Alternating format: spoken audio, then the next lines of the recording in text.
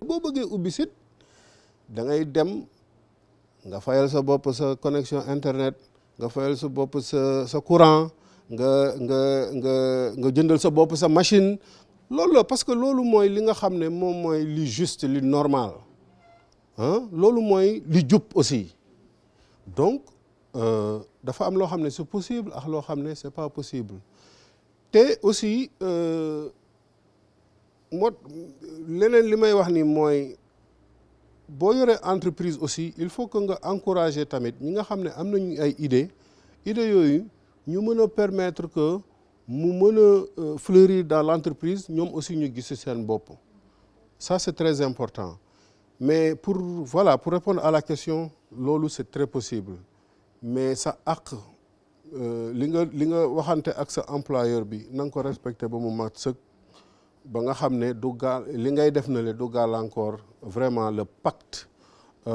ou bien le contrat moral bi nga xam ne moom nga am entre vis-à-vis de sa employeur. Voilà. Merci pour la question. Bon damay ñëw d'abord ci orientation contenu bi loolu lu ma sawar di wax la parce que ñu bari dañ ci am ay questions ñu bari daf leen di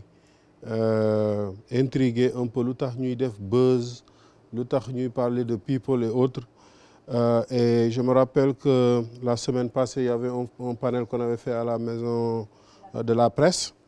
et puis bon il y avait d'éminents sociologues des professeurs d'université ñu ngi ñëpp di wax ne oui il faut que ñu réguler lii il faut que qu'il y ait beaucoup plus de contrôle et autres bon mais bi ñu paree c'est que bon man j'ai un petit problème souvent du ma mën a articuler lu may wax bu baax parce que bon yàgguma di wax publiquement nii mais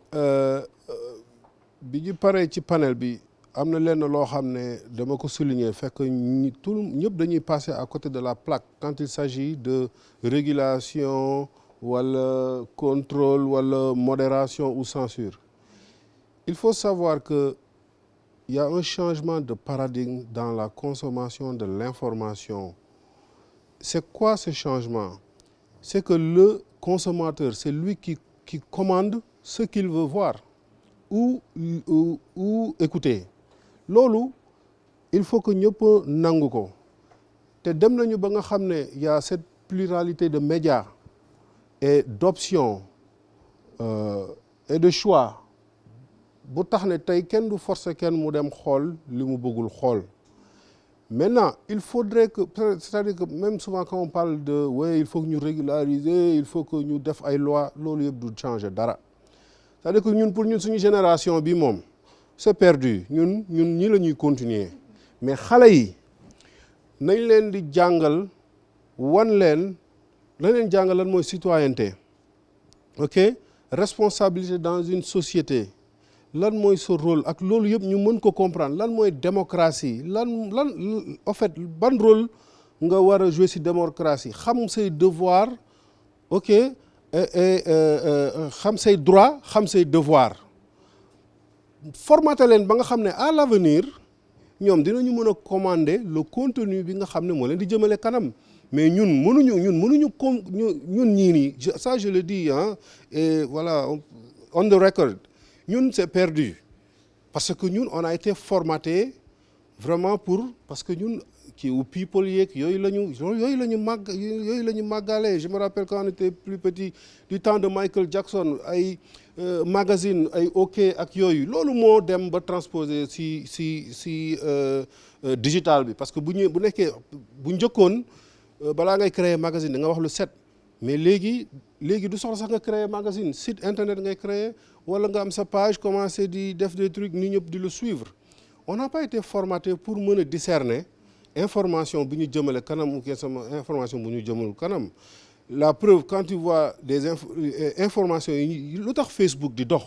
mais récemment il y a eu un scandale boo xam ne il a été révélé que Facebook seen algorithme dañ ko def ba nga xam ne information yi nga xam ne mooy créer conflit entre bon pas nécessairement conflit mais mooy gën a éveiller un peu passion yi que ce soit positive ou négative moom la ñuy gën a mettre en avant pour avoir plus de clics. Tu vois te loolu nit ñi xamuñu ko woon mais ci biir Facebook ñoom seen bopp dañuy def benn étude bu wane loolu. Ce qui veut dire que non seulement nous on a été formaté pour ce type absorber ce type d'information, mais ou bien en fait on a été formaté pour consommer ce type d'information, mais ñi nga xam ne ñoom ñooy contrôler information bi ils sont en train d'exploiter le fait qu'on a été formaté pour ça. Maintenant quand tu es un site un nouveau ou établi en tant que Seneweb moi et puis loolu dañ koy discuter fii Seneweb toujours day am ay tiraillement entre rédaction ak technique bi parce que technique clic lay gis rédaction di gis contenu rédactionnel donc toujours day am ay tiraillement fii mais moi je dis que bu ñu arrêter buzz je donne un mois on va descendre à numéro 5 c'est garanti. Tu vas sur Alexa tu regardes le top des sites les plus visités sur internet en fait pour chaque pays mën nga ko gis mais site buzz yi ñoom ñooy ñëw en tête. Au Sénégal bon y a boo gisee site news yi y a Seneweb y a Leral y a Dakaractu y a Senego mais li ci des yëpp ay site buzz lañu ñun ñu ngi lancé la preuve dañu doon def buzz di en fait on avait pris la formule de dañu bëgg a joxe information positive mais nañu indi ñi bëgg a buzz yëpp ci Seneweb ñu jox leen buzz mais à côté ñu jox leen information positive moo gën nga ne information positive duñ fa ñëw sax donc ñu ne comme wàññi nañ tuuti buzz bi mais buzz boobu am na feneen fu ñuy dem ñun nañu créer beneen site ñu créer Buzz Sénégal ça appartient à Seneweb mais Buzz Sénégal bi ñu ko créer maa ngi wax sama gars yi ne leen en 6 mois on va être numéro 2 mais on le crée en 4 semaines on est numéro 2 c'est juste pour savoir pour vous dire que il faut que nga xam bu baax en fait habitude nit ñi li ñuy consommer li ñuy kii c'est préférable nga ne leen dama lay def site dama lay jox tuuti contenu buzz jox la li nga bëgg mais à côté man bu ma bëgg a jàllale message dinaa la defal parce que moo tax boo gisee même ni ñu defee présentation Seneweb il y a 2 grandes unes boo xam ne c'est la rédaction moom moo naan lii mooy dem foofu genre à la limite duñ fa def trop buzz mais à droite il y a 4 articles moom la ñuy def on en parle moom la ñu bind ci kaw dañ ko gis loolu internautes yi seen bopp en fonction des clics ak li leen neex looloo fay génn loolu du ñun ñoo koy décider tu vois juste pour équilibrer donc on met information li ñu bëgg a nit ñi xam ko moom la ñuy def en grande une li tuuti même buzz boo xam ne tey ji bëgguloo sax mu siiw nga jël ko ci Seneweb nga def ko ci suuf nga jël lu am solo économie nga def ko ci kaw nit ñi dinañ luqati ji buzz bi bu buzz bi génn ci top trending bi donc c'est ça donc ñun li ñuy def parce que en fait defuñu ko rek noonu parce que dañ ko bëgg a def mais c'est parce que dafa am changement de paradigme boo xam ne nous on s'est adapté à ça et on est obligé on s'adapte ou on périt c'est ça quoi voilà je pense que c'est ça